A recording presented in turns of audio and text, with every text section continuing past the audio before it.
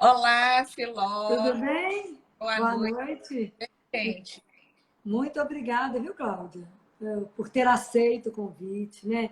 De diminuir a angústia do coração de tantas famílias, né? Porque o diferente hoje do que nós vamos fazer aqui nós vamos conversar. Eu vou fazer perguntas para você. Algumas pessoas já me mandaram perguntas e eu vou te fazer também. E as pessoas podem pegar aí, né? A Manu está aí com você para poder Fala oi anotar. ali. Olá, Manu, tudo bem? Boa noite, que alegria a sua presença, né? Então, o objetivo é isso. Acho que as mães estão todas atentas, né? É o assunto do momento. Sempre que a gente tem um assunto do momento, a gente precisa conversar, entendendo que o conhecimento ele é algo de construção. Nós estamos construindo e nós vamos falar baseado no que nós temos para comprovar, né? Só isso. Nós não estamos aqui para polemizar, não estamos aqui para trazer mais angústia para vocês, mas para colocar o que nós temos de estudo, né? O que já está provado, né? Nós vamos conversar sobre tudo isso. Tudo bem? Podemos começar, Claudinho? Podemos, né? Eu Filó. queria falar, sabe por que eu convidei a Claudinha? A Santa Casa, gente, a Santa Casa teve um papel crucial nessa pandemia, que muitas pessoas às vezes não ficaram sabendo, né? Santa Casa teve 600 leitos de Covid, sendo 100 de CTI. E a Cláudia foi à frente de tudo isso, né? A Cláudia viveu isso de uma forma, assim, sem sábado, sem domingo, sem dia santo, sem feriado. Isso não foi brincadeira, né, Cláudia? Santa Casa fez um trabalho maravilhoso, né? Vocês trabalharam muito, né? Então, experiência adquirida. A Cláudia está à frente de pesquisas, está estudando muito vacina, à frente de algumas pesquisas de vacina do Covid, né? Então, vocês não tenham medo de perguntar. A Cláudia, eu chamo porque eu tenho uma confiança imensa nela, ela sabe disso, né? Assim, a gente convive muito lá no CPI, e é um convívio muito de perto, muito verdadeiro, tudo muito claro. Aqui nós não estamos patrocinados por ninguém. Nada, não temos nada, absolutamente. Nosso único compromisso é com a verdade. Somente isso, com a verdade. Nós só queremos trazer informação de qualidade, que eu acho que esse é o compromisso nosso. Mais nenhum. Então, vocês se sintam em casa. Não vá, vou fazer uma pergunta boba, o que estiver angustiando o seu coração. É só isso. E muito interessante, Filó, porque você me convidou, mas quem pediu a live foi um grupo de pais. Entrou em contato com você, pedindo para a gente esclarecer. Eu tenho uma tranquilidade muito grande na vida médica e pessoal, de que se eu não souber alguma coisa, eu não vou chutar a resposta. E Covid, a gente ainda tem muitas questões sem resposta. Eu fiz um levantamento muito grande da literatura, o que o FDA fala, né, que é lá dos Estados Unidos, o que regula todas as medicações, o que a Academia Americana de Pediatria fala, quais são os dados dos Estados Unidos, mas quais são os dados da Europa, quais são os dados do Brasil, o que a Sociedade Brasileira de Imunização fala, o que a Sociedade de Pediatria Brasileira de Pediatria fala. Então, tudo que existe de dados, nós vamos. Existem dúvidas? Sim, existem dúvidas, existem dados que serão construídos, mas eu acho que a gente já tem muito conhecimento robusto para a gente ir tomando decisões sensatas, com calma, na medida de cada um tem a sua etapa, o seu convencimento, mas vamos discutir aquilo que a ciência construiu hoje. Então, vamos lá. Primeira coisa, a gente sempre achou que o Covid-19 em crianças e adolescentes era leve. Isso mudou? Na grande maioria das vezes, o Covid em criança e adolescente é leve, sim. Então, são quadros automatizados, mas à medida que a pandemia tem durado mais, à medida que a gente tem tido um aumento do número de casos em crianças e adolescentes, aqueles casos graves, que são raros, eles começam a aumentar. Então, nós precisamos lembrar que a grande maioria, sim, vai ser quadro leve, mas o que nos preocupa, né? Preocupa-nos as complicações do Covid nas crianças e nos adolescentes. Preocupa-nos alguns dados do Brasil de que a nossa evolução em crianças e adolescentes é pior.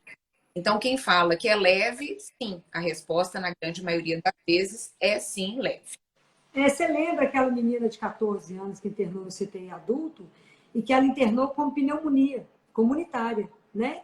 E que foi aquela evolução, o teste de Covid negativo, 48 horas depois positivo, menina que evoluiu com insuficiência renal, ela fez ECMO na Santa Casa, que foi uma doação de alguns empresários, né? E que foi assim, a gente começou o tratamento até sem ter certeza que era Covid, né? E depois positivou, e essa menina recuperou muito bem, mas ela teve morta, né?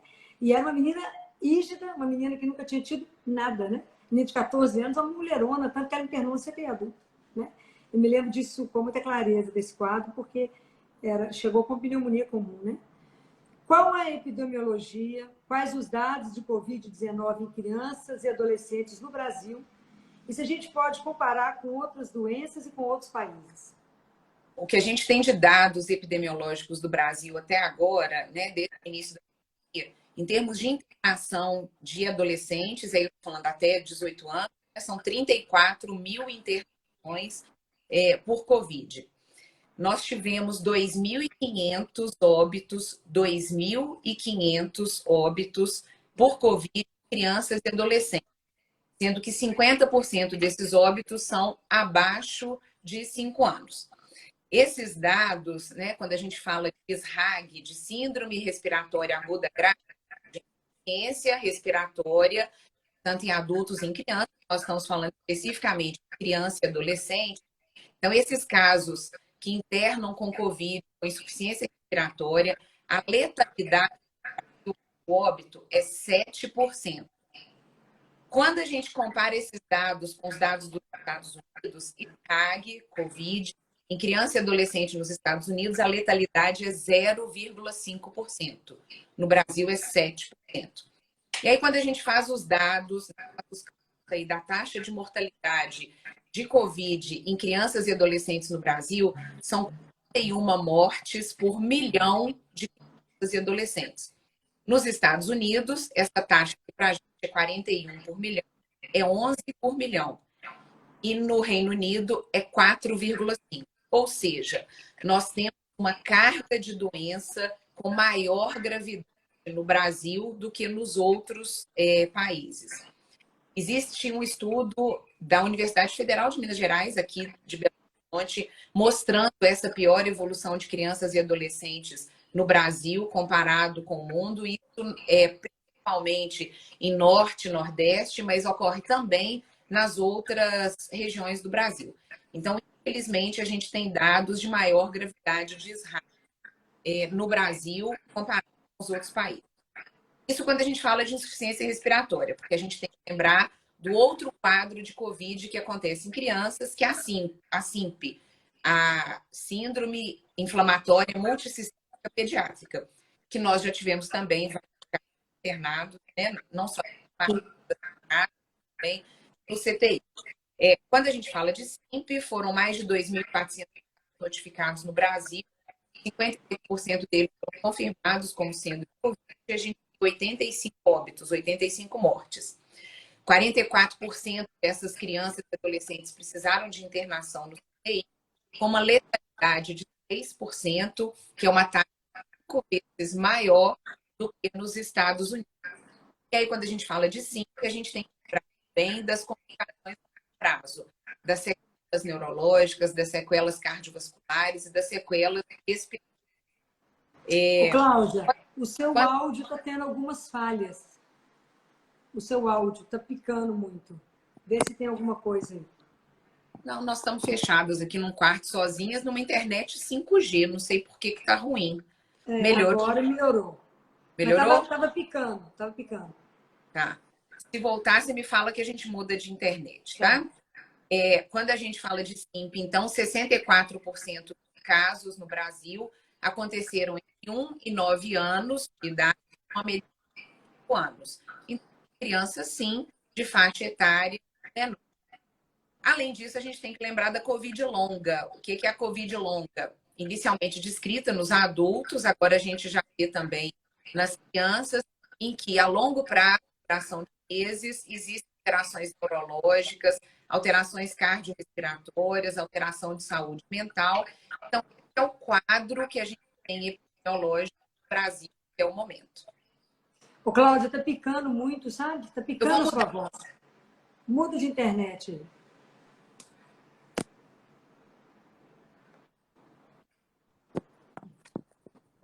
Oi, oi, mudei de internet. Vamos ver se melhorou. Tá. Tá? Então, esse é o quadro epidemiológico que a gente tem, casos que evoluíram com formas graves e, infelizmente, mais formas graves no Brasil, mais letalidade quando a gente compara com crianças e adolescentes de outros países. Ô, Cláudia, eles acharam alguma explicação, alguma causa para isso no Brasil? A carga de doença é maior, existe uma deficiência de leitos de CTI, principalmente em algumas áreas do Brasil. Pode ter também uma falta de percepção dos pais de que a doença pode ser grave, e aí as crianças e adolescentes já chegam com mais gravidade nos serviços de saúde. Então, isso são várias coisas. Precisamos estudar melhor, mas infelizmente, no momento, a gente tem essa percepção e essa definição de maior mortalidade, maior letalidade. Quais as vacinas que estão em estudos e liberadas da população pediátrica? Bom, nós temos já para adulto várias vacinas liberadas e na população de adolescentes e de crianças, liberado para uso até o momento, só a vacina da Pfizer. Nós temos outras vacinas em estudo, já estudo de fase 3. E o que é um estudo de fase 3? Né? Isso vale para qualquer remédio. Começa o estudo lá no laboratório, depois vem fase 1, fase 2, fase 3. E aí, então, para cumpridas essas fases, depois que a medicação ou a vacina mostra que é segura e que é eficaz, é liberada para uso. E aí vem a fase 4, que é uma fase extremamente importante que nós estamos vivendo, que é a fase pós-liberação da vacina. Então, nós vamos falar um pouquinho também sobre isso, porque tem alguns dados, são dados novos, após a realização dos estudos da Pfizer de fase 3. Então, liberado para uso, a gente tem Pfizer, mas nós temos em andamento já de fase 2 e fase 3, da vacina da Janssen, da vacina AstraZeneca, Coronavac também em estudo. No Chile e na Argentina já existe dados com vacina inativada, a Sinovac, uma opção boa para crianças, porque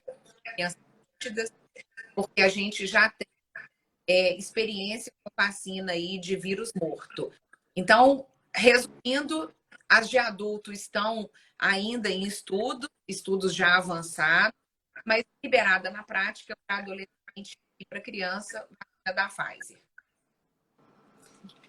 A vacina da Pfizer, que é a única aprovada, ela tem um mecanismo de ação novo e que preocupa muita gente. Poderia explicar como ela funciona e a história que corre por aí de que muda o DNA? Mudar o DNA não muda, né? Nosso DNA é nosso e está aqui com a gente. Eu entendo, né, o questionamento realmente é novo, mas a gente tem que entender que essa tecnologia do RNA mensageiro, assim como a vacina do adenovírus, que é a base da vacina da Janssen e que é a base da vacina da AstraZeneca, essas tecnologias, elas já vêm sendo estudadas há muito tempo, graças a Deus. Porque se elas não viessem sendo estudadas, a gente não teria tido acesso a tantas vacinas num período de tempo tão pequeno, e a gente estaria numa fase de epidemia muito pior. Né? Então, como a vacina de RNA mensageiro funciona? Quando a gente pensa em DNA, a gente está falando da nossa genética, do que está guardado lá na célula. No citoplasma da nossa célula, a gente tem RNA, a gente tem ribossomos, que é o que faz a proteína. Então, a vacina da Pfizer, ela tem uma fita de RNA mensageiro. Essa fita vai codificar um antígeno. Que antígeno é esse? É um pedaço do coronavírus, para que o nosso organismo, então, quando recebe esse antígeno, essa fita que codifica o antígeno, o nosso sistema imunológico vai fazer o seguinte: as células vão usar essa informação genética que foi nos dada. Atenção, é uma informação genética de RNA, não é DNA. DNA. E essa informação, então, vai ser transcrita para a gente codificar e produzir esse antígeno. Esse antígeno vai ser reconhecido, que é a proteína viral, vai ser reconhecido no nosso organismo pelo nosso sistema imunológico, e isso vai, então, induzir a formação de corpos. Esse procedimento todo ocorre no nosso citoplasma, não ocorre no núcleo, não ocorre no DNA. Então, o nosso DNA não é modificado. O que acontece é um reconhecimento, produção dessa proteína pelo RNA, que aí estimula o nosso sistema imunológico. Ô, Cláudia, talvez se você falar mais perto do som, porque tem hora que você some. Não posso sumir, não. Não pode sumir, não. Como é que nós vamos fazer? Vê se melhorou. Assim tá melhor? Tá melhor, porque tem hora que pica a palavra. Tá. Deu para entender como que funciona? Para mim, sim. Mas depois nós vamos ver com o pessoal, ver se a Manu está conseguindo pegar aí as coisas, né? Que às vezes ela consegue pegar alguma dúvida. Como você desativou os comentários, a gente não consegue ler as perguntas no momento. Tá? Deixa eu desativar aqui, peraí. Deixa eu ativar aqui de novo. Porque às vezes, aí, ó. Daqui a pouco vai ter. Enquanto isso, deixa eu fazer uma pergunta para você. Qual a eficácia dessa vacina em crianças e adolescentes e quais são os efeitos colaterais mais comuns? Tá, então, vamos lá. Vamos dividir em criança e em adolescente. Vamos falar primeiro de adolescente 12 a 17 anos. A gente já tem uma experiência. O pessoal estava falando mesmo do áudio, tá vendo? O problema do áudio. É? Acho que melhorou, né? Melhorou um pouco. Melhorou sim. Eu vou tirar esse celular daqui, porque talvez seja o encaixe que ele tá, que não tá bom. Peraí. Engraçado que nas outras lives que a gente fez não deu nada, né? É assim a vida, né? A vida é assim. A vida é assim. Então, Vê se melhorou. Melhorou assim? Melhorou. Melhorou? Então, parou de ficar. Tá, então vamos lá. O que a gente tem de dados de 12 a 17 anos? Nós temos os dados já de fase 1, fase 2 e fase 3, de estudos já liberados. Os adolescentes de 12 a 17 anos tomam a mesma dose que os adultos, que é 30 microgramas. Então, os estudos foram feitos com essa dose porque são adolescentes, o peso é muito parecido muitas vezes com o do adulto. O que os estudos mostraram é diminuição do número de casos de Covid em adolescentes, diminuição de hospitalização, diminuição de mortes, diminuição de sequela, diminuição de Covid longa e uma facilidade maior de retorno às escolas. Os efeitos colaterais são raros e, na grande maioria das vezes, são aqueles efeitos que a gente já está acostumado com outras vacinas. Dor no lugar da injeção, pode ficar um pouco inchado, pode ficar um pouco vermelho, pode dar um mal-estar, pode dar um pouquinho de febre, efeitos que passam rápido. Eu falei que uma coisa importante é a gente monitorar os estudos pós-vacina. Por quê? Porque os estudos englobam um determinado número de pessoas e quando algum efeito colateral é muito raro, pode não acontecer no estudo. Então, por isso, fase 4 é extremamente importante para isso. Então, nós vamos falar de efetividade na vida real. Lá nos estudos, mostrou essa eficácia boa, acima de 90%. Em vida real. Vamos pegar 2 países que vacinaram muito, Israel e Estados Unidos. Não houve internação por Covid de adolescentes 12 a 17 anos após vacinação desses adolescentes. Não houve internação por Covid. Nos Estados Unidos, os últimos dados de adolescente mostram 77 casos de adolescentes com Covid internados em UTI, 29 casos de Covid considerado Covid grave e houve 2 óbitos em adolescentes. Tudo isso aconteceu em não vacinados. Então, em vacinados, a gente não teve esses quadros. Qual é a grande preocupação de efeito colateral mais raro? É miocardite e pericardite. A gente fala sobre isso também mais para frente. Quando a gente pega os dados de eficácia de crianças de 5 a 11 anos, essas crianças usam uma dose menor da vacina. Eu falei que lá adolescente usa 30, que é a mesma dose de adulto. Crianças menores usam 10 microgramas, que é 1/3 da dose de criança e de adolescente. Os estudos iniciais são estudos para a gente ver segurança, eficácia, tolerabilidade e imunogenicidade. O que é imunogenicidade? Produção de anticorpos, e não é o anticorpo comum que a gente vai ali no laboratório e dosa. É anticorpo neutralizante, anticorpo que realmente é eficaz. Então, foram incluídas nos estudos iniciais, cerca de 2.200, 2.300 crianças de 5 a 11 anos. A proteção foi acima de 90%. Os níveis de produção de anticorpos foram semelhantes aos adolescentes e aos adultos jovens, e não houve eventos adversos graves, tá? Até agora, o início de dezembro, até dia 9 de dezembro de 2021, os Estados Unidos já haviam aplicado mais de 7 milhões de doses de vacina de Covid em crianças de 5 a 11 anos. Então, é um número muito grande. Por isso que eu falei que é muito importante a gente fazer fase 4, que é a observação em vida real, pós-estudo clínico, com um número muito grande de pessoas expostas à vacina. Então, nos Estados Unidos, já mais de 7 milhões de doses em crianças de 5 a 11 anos. Desses 7 milhões, 5 milhões foram de primeira dose e mais de 2 milhões já com segunda dose da vacina. Os eventos adversos nas crianças de 5 a 11 anos também foram muito leves: febre, dor de cabeça, vômito, uma fadiga, uma falta de apetite, leves a moderados e de duração bastante restrita. Nessas crianças de 5 a 11 anos, o que nós temos de dado de miocardite são 8 casos em 7 milhões de doses. Mas eu vou deixar para falar de miocardite e de pericardite mais para frente, tá?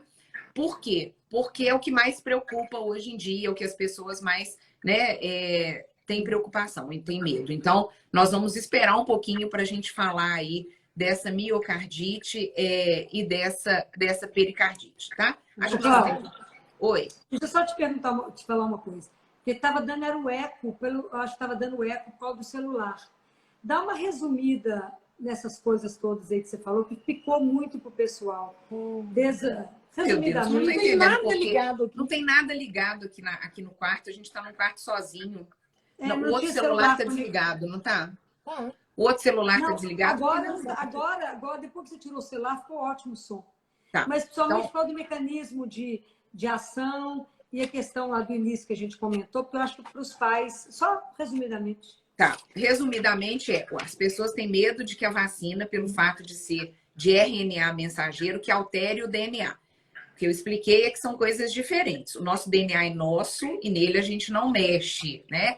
A vacina, ela tem uma fita de RNA que vai ser injetado no nosso organismo para ensinar o nosso organismo a transcrever essa fita e produzir a proteína, que é a proteína que simula lá a proteína do vírus, e o nosso sistema imunológico vai reconhecer essa proteína como um invasor e vai, então, criar anticorpos contra essa proteína. Então, esse é o mecanismo de ação. Isso acontece fora do nosso DNA. Isso não é incorporado no nosso DNA. Isso é RNA mensageiro, que vai estar lá no citoplasma da célula. Não tem nada a ver com o nosso núcleo, nem com a nossa fita de DNA, tá? E aí, o que eu vinha comentando, então, é de 12 a 17 anos. Você acha que precisa repetir ou deu tranquilo? Não, só acho que a questão quais são as vacinas liberadas, que picou um pouco. Tá, nós temos as vacinas. O que está liberado hoje em dia para criança e adolescente é só vacina da Pfizer, que é esse mecanismo de RNA mensageiro e que, como eu expliquei, é novo, mas já vinha sendo estudado. Se não fosse uma tecnologia que já viesse sendo estudada, a gente não teria conseguido colocar isso no mercado, né, tão rápido. Nem essa tecnologia do RNA, nem das outras vacinas mais recentes, que têm uma tecnologia diferente também. A vacina da Janssen, a vacina da AstraZeneca, de Oxford, elas usam um mecanismo que também já vinha sendo estudado, que é o adenovírus, que serve para carregar a proteína do coronavírus para o nosso organismo. O adenovírus, ele não se multiplica do nosso organismo, ele só serve como um apresentador da proteína do Covid para o nosso organismo. Então, também a tecnologia que já vinha sendo estudada, vacina de AstraZeneca e da Janssen, estão em estudo para adolescentes e para crianças. Existe estudo, inclusive, em andamento aqui no Brasil, com adolescentes. Vacina Coronavac, vacina da Sinopharm, da Sinovac, na Argentina e no Chile, já também com uma experiência de uso em adolescentes. Essas vacinas são de vírus morto, ou seja, uma tecnologia já mais antiga e que é mais fácil também da gente entender, porque a gente já tem muitas vacinas aí de vírus morto, de outras doenças. O exemplo clássico é da influenza, por exemplo, né? A vacina de gripe, que é feita com vírus morto, tá? Claudinha, antes de a gente falar da miocardite, uns pais mandaram aqui para mim qual a probabilidade da vacina desencadear síndrome de Guillain-Barré e ou outras demais doenças autoimunes. Guillain-Barré é uma fraqueza neuromuscular que pode acontecer espontaneamente, pode acontecer após infecção viral, né? Qualquer infecção viral, a gente já viu aí após influenza, após enterovírus, né? Então pode acontecer depois de infecção, e quando acontece depois de vacina, a gente precisa ficar muito atento se realmente tem uma relação com vacina, não só vacina de Covid, mas com outras vacinas. O que os estudos mostraram até agora é uma incidência de Guillain-Barré muito semelhante à da população em geral que não está vacinada. Ou seja, o número de casos de Guillain-Barré que acontecem espontaneamente é o que tem acontecido após vacinação, sem um aumento significativo que nos preocupe em relação a Guillain-Barré. Tá? Eu tive uma criança que desencadeou Guillain-Barré depois de uma vacina de gripe. Há muitos anos descrito, atrás. sim. É descrito. Vacina de gripe. Isso foi um trauma. Nunca mais ninguém na casa vacinou de gripe. Né? Mas e é um trauma que a gente precisa esclarecer e curar, né? Porque gripe é doença muito grave, né? Tudo a gente tem que medir risco-benefício, né, Filó? Claro, tudo. E esse risco-benefício da vacina de influenza, ele está mais do que comprovado de que vale muito o benefício, né? Então, essa família a gente precisa, claro, orientar mais ainda com tranquilidade para que a vacinação não fique aí para trás, né? Hoje já estão fazendo, um já formou em direito, o outro está em andamento. Que bom. Bem, eles perguntaram também, a vacina é segura para criança que tem alergia à proteína do leite de vaca, alergia com ovos e trigo? Sim, a vacina é segura porque a vacina da Pfizer não tem na sua composição leite, não tem proteína do leite de vaca, não tem proteína de ovo, não tem nada desses alergenos. Então, os adolescentes e as crianças, né, menores, quando tiver disponível, essa questão de alergia não é um problema, tá? E aí, até para explicar também, porque antes as pessoas tinham muito medo de vacina de gripe com alergia a ovo, alergia à proteína de leite de vaca, né? Vacina de gripe está liberada também para essas crianças, adolescentes e adultos que têm esses tipos de alergia, porque a vacina é segura, a quantidade de proteína de ovo lá há muito tempo nas vacinas de gripe mais antigas era maior. Hoje a gente não tem esse problema, pode vacinar. Eu acompanhei muita criança vacinada aqui no consultório da vacina, né? Os adolescentes. E a minha menina, a cliente minha que a manifestação dela de Covid, né? Foi uma reação urticariforme, foi tão interessante isso, né? Que ela teve como quadro que abriu do Covid dela foi reação urticariforme. Depois que ela tomou a primeira dose da vacina, ela teve aquela reação urticariforme que eu te mandei, as fotos, e que ficou ruim, né? Ela teve uma reação intensa, e aí a gente não deu a segunda dose dela. Porque foi um caso bastante específico, né? E que ela não tinha alergia nem a ovo, nem a leite, nem a trigo, a nada. Nunca teve. E ela teve saudável, né? Ela teve a primeira urticária com Covid e não com vacina. Isso, né? O Covid abriu, foi aberto o Covid nela foi como reação cutiforme, não foi febre, não foi nada. Foi reação Hoje eu examinei um paciente no consultório cedinho, com Covid, e aí eu pedi aí para tirar o sapato, a meia. Ele falou assim, doutor, mas a senhora não vai ver no meu pulmão? Eu falei, é o pulmão, mas o pé do Covid também é importante, né? Tem algumas lesões que são típicas e que acontecem nos pés, né? Então, tem lesão de pele, sim, que a gente precisa ficar atento com os quadros de Covid, né? Ô, Cláudia, não sei se você fez uma revisão muito ampla, tem pais, assim, nós nunca tivemos uma incidência tão grande de autismo como a gente está tendo. Então, há uma preocupação dos pais, das crianças com autismo, com outros problemas psiquiátricos, que se eles vacinarem a criança, uma criança está controlada, está equilibrada, se der a vacina, será que esses meninos terão uma piora psiquiátrica?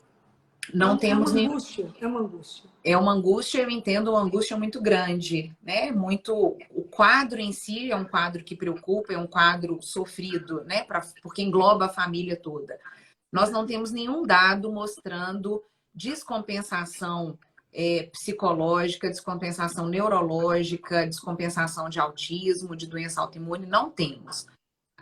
Autismo, eu acho que precisa sim ser vacinado, né?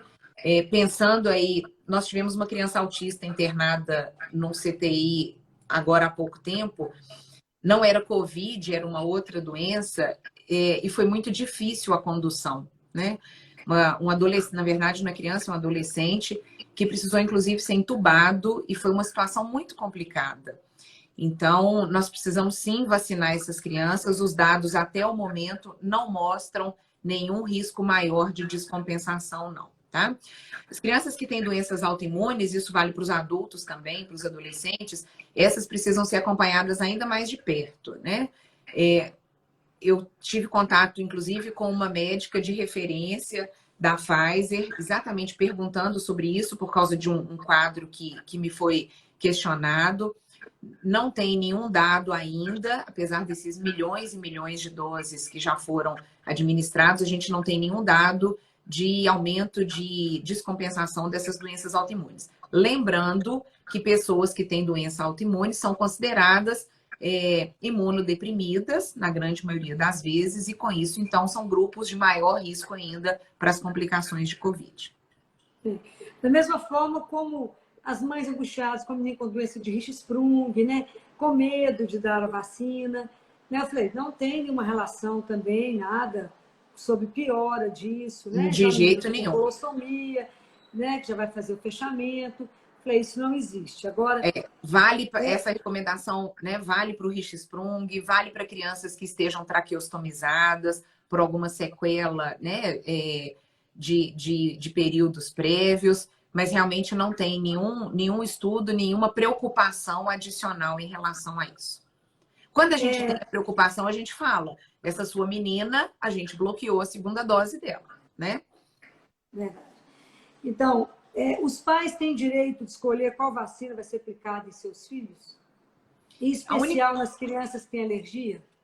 A questão da alergia, a gente até já falou, né? De alergia ao ovo, leite, não tem questionamento em relação nem à vacina da Pfizer, nem a outras vacinas quando forem liberadas, se forem liberadas, né? Se a gente tiver Janssen, AstraZeneca, Coronavac, nenhuma delas a gente tem preocupação em termos de alergia. O Programa Nacional de Imunizações no Brasil, ele é muito forte, muito conciso, né? Já vem aí de muitos anos, se não me engano, 1973. E a gente tem seguido as recomendações de disponibilização, foi assim para os adultos, para os idosos, para as pessoas com comorbidades. Então, essa questão de escolha da vacina, eu não acredito que a gente vai ter.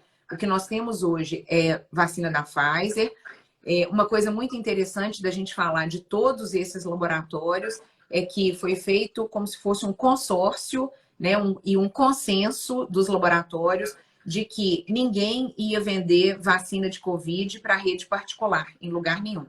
Todas as vacinas seriam disponibilizadas para os governos, exatamente para que a gente pudesse vacinar primeiro os grupos prioritários, que é o que foi feito, né? E agora, felizmente, aí a gente com muitas vacinas disponíveis, já baixando a faixa etária, conseguindo vacinar os adolescentes e, em breve, também vacinar as crianças menores. Claudinha, e vamos falar um pouco da miocardite, né? Da pericardite, que tem assombrado os pais, né? Assombrado. Primeiro explicar para eles o que é miocardite e pericardite, né? Miocardite é um processo inflamatório que pode ser infeccioso ou não. Então, é um processo inflamatório que pega o músculo do coração, o miocárdio.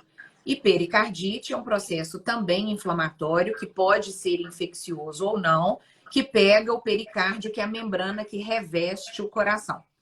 Nós temos miocardite e pericardite por várias causas. Tuberculose, infecção por outros vírus. Quantos a gente já viu no CTI juntas, né, Filó? De miocardite, de pericardite, muito antes aí da era pré-Covid. Vários vírus podem dar miocardite, inclusive o Covid. O que a gente tem de dados de miocardite, de pericardite, de Covid, comparado com vacina, é que a miocardite e a pericardite causadas pelo vírus é mais grave do que a miocardite e pericardite pós-vacina de Covid. Então, existe sim miocardite e pericardite após vacina de Covid. Os últimos dados dos Estados Unidos, de crianças de 5 a 11 anos, quando eu falei lá que já foram dadas mais de 7 milhões de doses de vacina de Covid nessa faixa etária de 5 a 11 anos, esses estudos de fase 4, ou seja, de pós-venda, os Estados Unidos eles fazem uma vigilância muito grande disso. Houve 8 casos de miocardite em 7 milhões de doses aplicadas. 2 casos de miocardite aconteceram após a primeira dose e 6 casos após a segunda dose. Esses casos, esses 8 casos, todos evoluíram de forma favorável e com um risco menor do que os dados previamente encontrados na população de adolescentes e de adultos jovens. Quando a gente pega adolescente e adulto jovem, a miocardite acontece principalmente em homens, nos primeiros dias após a vacinação, é mais comum depois da segunda dose, mas são casos, felizmente, muito raros em adolescentes e em adultos jovens. O Canadá tem um estudo específico de miocardite e pericardite pós-vacina de Covid, mostrando que o risco de evolução é menor quando é feito um intervalo maior entre as doses. E o intervalo que eles fizeram foi de 56 dias, ou seja, 8 semanas. Então, esse risco diminuía. Israel tem também uma vigilância muito grande. Israel fez uma vigilância muito grande de Covid, não só em adulto, porque eles vacinaram a população toda de idoso, adulto, adolescente, agora começando, né, vacina aí de criança, eles vacinaram a população inteira com vacina da Pfizer. E eles ofereceram um banco de dados para ser estudado e para ser muito bem estudado de tudo que ia acontecer pós-vacina. Então, os dados de Israel também são dados muito confiáveis. E o que os dados de Israel mostram é que miocardite de Covid é mais grave do que miocardite pós-vacina de Covid. A miocardite, então, pós-vacina de Covid é rara e os casos são leves e de evolução bastante favorável, felizmente. Claudinha, tem uma pergunta aí nos meninos com cardiopatia congênita, se aumenta o risco? Não temos nenhum dado falando de que aumenta risco de miocardite, de pericardite. Não acho que vai ter, né? Não tem nenhum substrato para a gente achar que eles vão ter mais complicações. O que é certo as crianças cardiopatas fazem parte de um grupo que pode complicar mais em termos de vacina. Tem uma pergunta, inclusive, de alguém falando aqui de defeito de septo atrioventricular, né? Que está aí no meio dessas cardiopatias congênitas. Então, quando a vacina estiver disponível, devemos sim vacinar. Eu já vou aproveitar que eu estou vendo ali uma pergunta sobre síndrome nefrótica. Se vai poder ser vacinado? Sim, vai poder ser vacinado, sim. Não tem nenhum estudo falando de maior risco. tá? Ô, Cláudia, eu estou perguntando se a vacina causa esterilidade. Eu estou dando conta de acompanhar tudo que está escrito, né? Se a vacina causa esterilidade. Não, não tem nenhum, né? Não tem nenhum mecanismo para a gente achar que vai causar esterilidade. Nenhum, Nem né? A surdez. vacina, nem Nem surdez. surdez. Nem Nem surdez, nem surdez. fertilidade, lá, nem esterilidade, Não. nem. Qual outra coisa que eles perguntaram aqui? Se o quadro é reversível. A questão da O de trombose, tem? Trombose. trombose com vacina da Pfizer, criança e adolescente, não temos relatos. Os casos de trombose que são relatados são principalmente com vacina da Janssen, mas são casos muito raros, principalmente associados a uma alteração de uma proteína da coagulação. São casos raros. A Pfizer, inclusive, fez uma pausa na vacinação lá em março desse ano para estudar. Foram 8 casos, 7 mulheres, 1 em homem. Todas as pessoas dos estudos clínicos da Janssen estão em acompanhamento muito rigoroso. Na verdade, o rigor do acompanhamento até aumentou por causa desses casos prévios. Nós não estamos tendo relato, graças a Deus.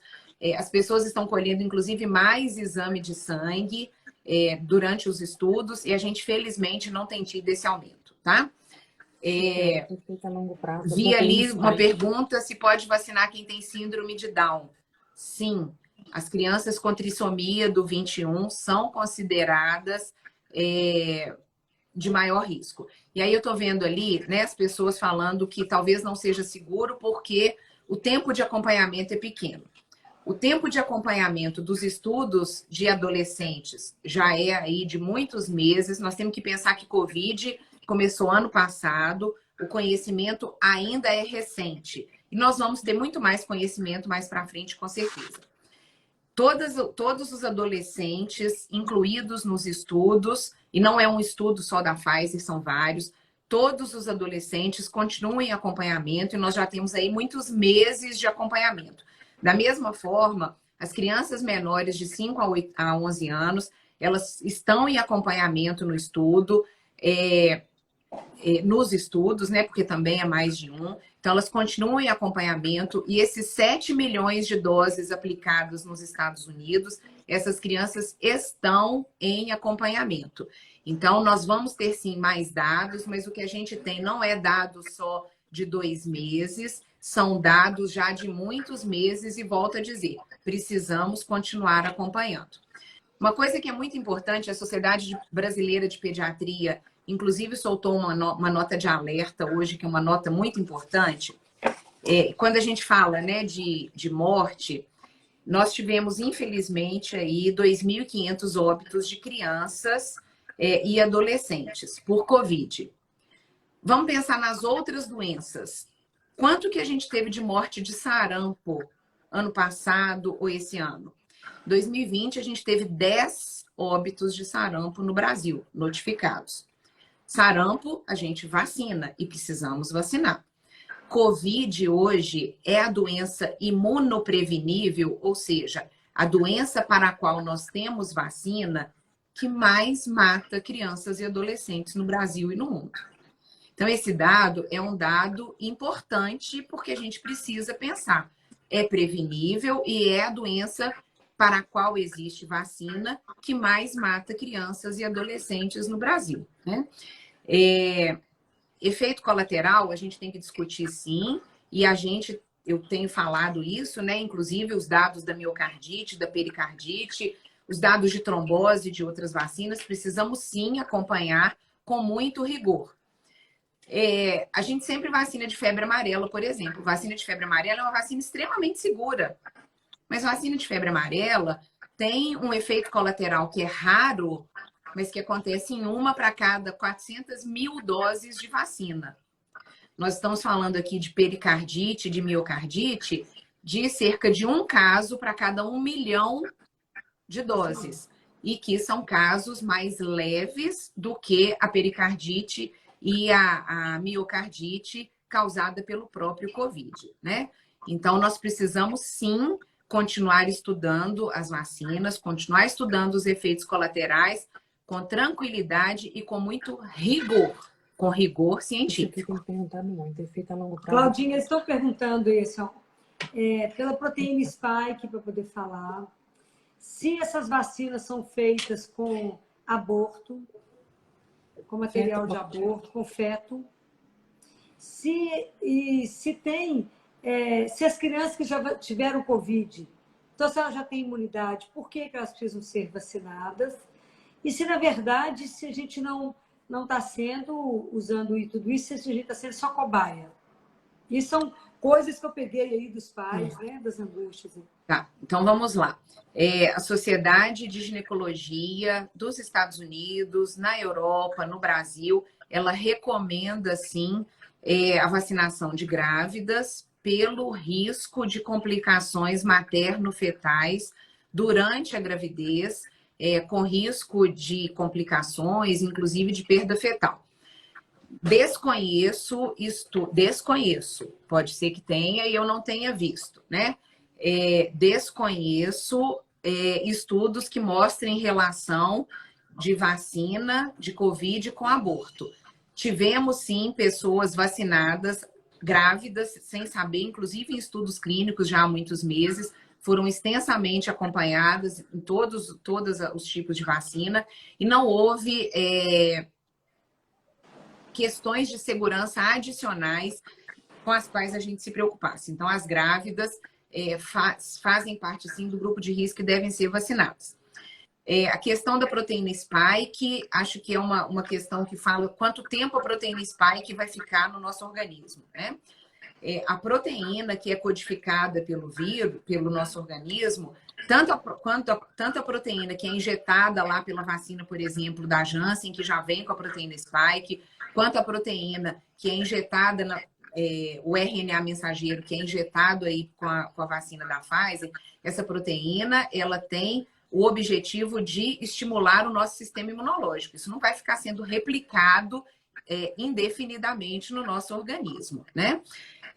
Então, não tem aí estudo falar quanto tempo vai ficar, porque isso não é uma coisa que vai ficar prolongadamente. Qual que era a outra pergunta que você fez um tanto junto? Coagulação. Depois da proteína spike, foi se usa material de aborto. Se as crianças que já vacinaram... Material de aborto. Se usa... As crianças que tiveram doença, por que elas precisam ser vacinadas? Tá, por que criança e adulto também que já teve doença, por que precisa ser vacinado? Porque a proteção pós-Covid, a gente ainda não sabe quanto tempo ela vai durar. Então, é por isso que se recomenda vacinar para que essa proteção seja mais duradoura. E os estudos mostram que quem já teve Covid, quando é vacinado, essa proteção ela é inclusive maior. A produção de anticorpos ela é maior e mais duradoura. Então, é por isso que a gente vacina. A outra questão que foi anotada aqui é se usa material de aborto para fazer vacina. Não, para vacina nenhuma, né? A gente tem que lembrar que em torno aí de 20, 25% das gravidezes, infelizmente, terminam em aborto, né?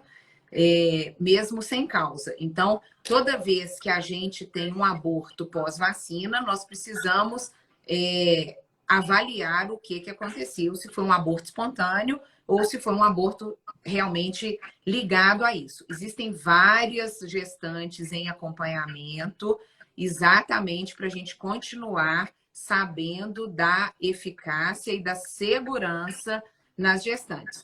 Todos os estudos iniciais não incluíram gestantes, exatamente porque lá no início a gente não podia vacinar nem gestante, nem criança, porque a gente precisava saber da segurança inicial. Depois que a gente teve, né, dados mais confiáveis e bastante robustos de segurança, é que começaram a ser incluídas gestantes. O Hospital das Clínicas aqui da UFMG em Belo Horizonte tem estudos, inclusive, com gestantes sendo acompanhadas durante muito tempo, né? Então, depois dessas fases iniciais, é que a gente começou a ter estudo em gestante e em criança. E também nos imunossuprimidos, tá? Gente, deixa eu deixar umas coisas claras aqui. O objetivo dessa live não é obrigar ninguém a vacinar, nem querer convencer ninguém, né? Nós estamos trazendo informações, né? Só isso. Vocês são livres para poder vacinar ou não, concordar ou não, né? E essa live também não é patrocinada pela Maximune, não, tá bom? Não tem nenhum patrocínio, não tem ganho nisso, nenhum. Eu parei o consultório para conversar por pedidos de pais. Eu falei, vai ser melhor reunir as pessoas que quiserem ouvir, né? A gente é livre para tudo, inclusive para ouvir, né? Para ouvir, escutar os trabalhos que existem, né? Tem toda uma seriedade nisso, mas não tem dinheiro envolvido, não ganho nada com isso, não. Eu vou continuar atendendo um monte de menino depois que acabar. Né? Ainda tem um monte de menino na sala de espera aqui, me aguardando com febre, era mais fácil não fazer isso, né? Eu estou fazendo isso por respeito a vocês, porque eu acho que vocês precisam de informação e vocês, às vezes, não têm acesso à informação séria. Nós, nesses 2 anos, nós recebemos muita manipulação, a coisa não foi boa, não, né? E a gente precisa saber o que é verdade, o que é verdade, né? Mas com todo respeito. Vocês podem vacinar ou não, né? Isso é, graças a Deus, tem uma coisa nesse mundo que se chama liberdade. Pelo menos por enquanto, nós temos uma coisa que se chama liberdade, né? E é isso aí, os filhos são de vocês, mas vocês nunca vão poder falar, nunca tive nenhuma informação sobre isso, né? Então, o meu papel como médico, o papel da Cláudia como médica, é apenas informar. Somente isso, né? Estamos trazendo o que tem no mundo do que já saiu de estudo. Acreditar ou não é uma opção de cada um, né? Mas ninguém está insistindo com ninguém aqui que tem que vacinar, né? Nós só estamos trazendo as informações que são importantes. Eu acho que pai e mãe têm que saber das coisas para, inclusive, fazer decisões, né? Por que eu não quero? Por que eu quero? Somos livres, olha que coisa espetacular. Eu acho que hoje a gente vive uma época, né, assim, de muita desconfiança, né? Ninguém acredita em mais nada, ninguém acredita em ninguém, todo mundo acha que tem sempre algum ganho por trás, né? Que tem sempre alguém pagando ou bancando, né? Então, hoje está muito difícil acreditar em gratuidade, né? Acreditar que realmente existe um interesse real pela vida do outro, né? Uma vida, cuidar do outro, né? Uhum. Então, hoje, a questão da credibilidade é uma coisa muito séria, né? Então, eu não sei quanto tempo tem que nós estamos falando, já deu uma hora já. Já tem 1 hora. Então, já está na hora da gente encerrar, né? Eu queria só contar uma coisinha de um participante da pesquisa da Janssen, que eu nunca vou esquecer, um senhor de 78 anos, que se voluntariou lá em novembro do ano passado. E que quando a gente chamou em março para fazer a quebra do cego, né, quando a vacina já tinha mostrado que era eficaz, ele chegou para mim e falou assim, doutor, eu estou muito feliz que a vacina deu certo, mas eu estaria muito feliz também se não tivesse dado certo, porque o caminho que a gente teria percorrido ia mostrar para os cientistas que o caminho era outro, né? Então, isso vindo de uma pessoa de 78 anos me marcou demais, né? Então, eu acho que nós temos que seguir a ciência, seguir a nossa liberdade, né? Deus nos deu livre-arbítrio, né? Deus nos deu liberdade para pensar e para resolver, que cada um tenha essa tranquilidade de resolver.